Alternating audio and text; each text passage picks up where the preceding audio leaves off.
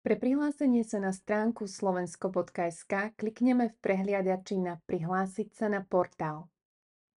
Vyberieme Prihlásiť sa pomocou slovenského dokladu. V časti Mobil ako čítačka klikneme na Pokračovať v mobilnom telefóne.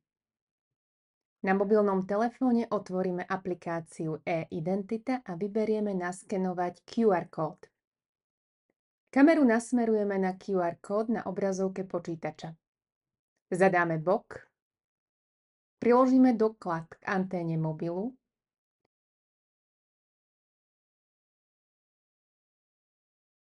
po úspešnej autentifikácii zadáme štvorciferný overovací kód v prehliadači na počítači. Sme prihlásení na portál slovensko.sk a môžeme si pozrieť správy v našej schránke.